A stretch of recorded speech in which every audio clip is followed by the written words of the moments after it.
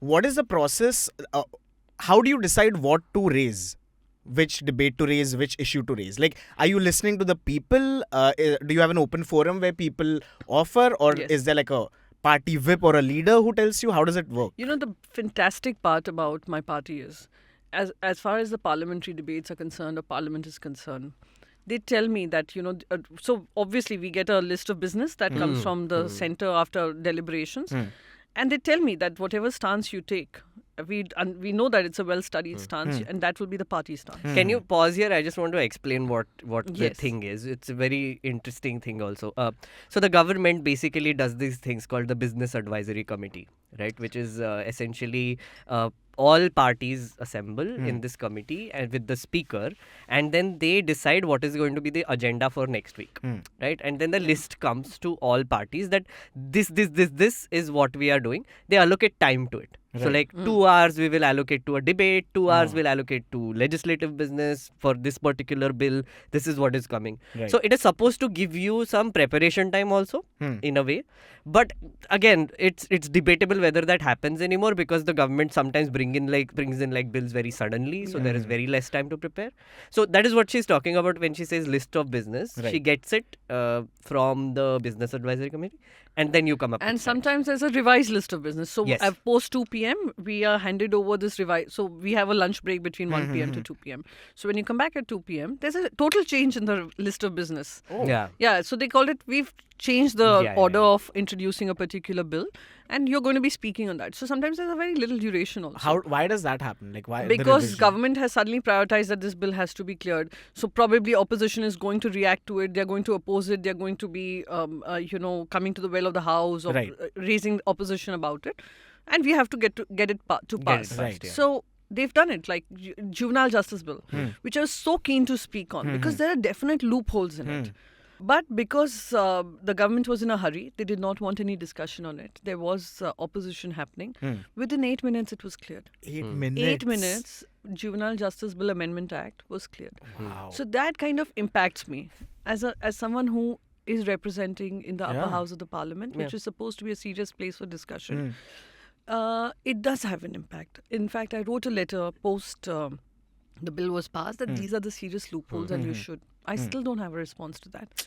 So those are things which I feel we could, in terms of accountability, because we started Yeah. with that and we're still stuck here, Right. we could do better. Yeah. Hear the opposition out. You may not agree with them. You Yeah. may not want to do this, but hear them out. Right. Or maybe, in UK, because I've been debating about this, when you ask me what points you raise, I'm very open to people. Sometimes when I see what's happening on Twitter, if there is something which is coming up Yeah. on Twitter, for example, the bully by Sully deals. Yes. Yeah. I saw nobody was speaking up for them. Of course, this was Right. people who were outraged, sensible people who were Right. outraged, who believe in law and order, who believe that justice should be done against such Correct. issues. But nobody was taking this up seriously. I was like, this can't be happening in my nation. Yeah. When we are talking about Beti Bachao, Beti Padhao, and we are talking about unity, equality, etc., etc. I raised it with the Mumbai police. I said, if Delhi police can't do this, we have to do this. We got cracking. We got those guys behind bars within 48 hours. Oh wow. So if there is a will, There is a if there will. is something that you want to do, and even you see the legislative, executive all come together to do that, I think that is the big win for the citizens of the country. So those are things that I see, and I'm very open. My office is very open. If someone wants to come and speak to us, we do Yeah. that. We raise their issues. For example, the senior citizens, they are under huge pressure. Expenses are increasing, interest rates are decreasing. Yeah. I hope the kids are, whoever is listening into you would understand that. For anyone who has retired and their pension, if you look at the pension interest that they're getting, has come Absolutely. down so Oh, much. absolutely. Bank interest has come down so much. Right. So there's taxes on your shareholding, Yeah. there's taxes on your mutual fund investments. Correct. How does a retired person make their living? No, and like we are, I would say I am in that age group right now, which my friends, their parents are retiring, right? And they're all facing this problem, yes. right? And like inflation will affect a lot of people who have like a stable income, right? Right. I mean, like there is no growth possibility, there is no there is no increment happening. Pensioners are the first one to get hit by this, right?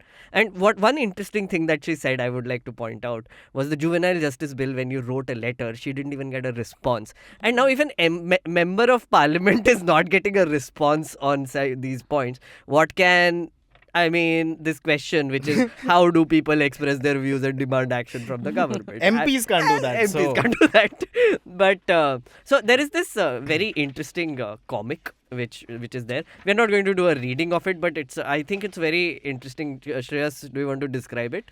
Yeah, so it's basically a comic that talks about whose responsibility it is. There are water related problems happening where people are falling sick, where there is water shortage, and there is an opposition leader who's here and who is trying to incite the people. But I do see that there is also distrust amongst the people that, oh, he's the opposition leader, why should we listen to him? The whole thing is that the MLA is absent. Correct. And not responding to the people. So there is an opposition leader who comes in the scene Hmm. and quote unquote incites. I would still not call it incitement. It's a loaded term. I would say, especially now. So he's basically saying that, oh, this guy is not there when you're in trouble, etc., which will help him in elections later. It's fascinating how the whose responsibility is what is what. And the first comic is about how useless the MLA is.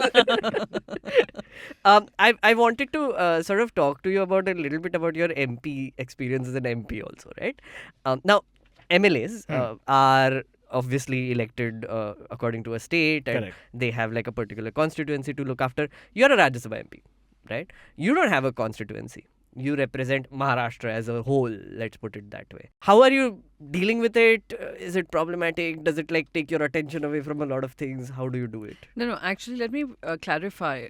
Yes, Rajya Sabha MPs represent a state. They are elected by their MLAs and they're sent to represent their state.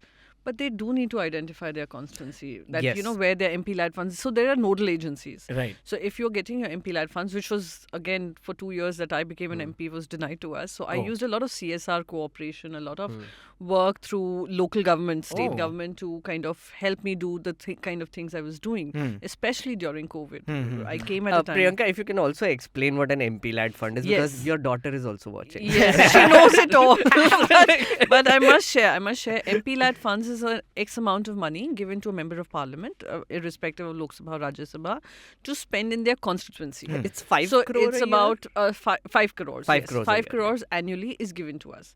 If you divide that into 12 months also, you'd realize that it's a laughable amount. Yes. And a member of parliament, if it's a Lok Sabha member of parliament, they have 6 assemblies under them. Must understand 6 assemblies. Yeah. And each assembly has more than, I would say, 10 lakh population. Yeah. Easily. Yeah, Easily. Figure is nothing. then. So the figure really is nothing, but their members of parliament are usually accused of misappropriating funds, which I would say if there's anyone intending to do that is incorrect. But largely I have seen that more or less people, members of parliament go by the MLA suggestions, the assembly suggestions, and they have to divide that funds equally so that no one feels that they haven't got enough. Correct. It's a bit ridiculous also, right? Yes. Because I remember this was such a big problem with my MP also when I was working with him, that his village, his constituency had like around 2,000 villages. Yeah. Right, and he had 5 crore rupees to spend on the thingy.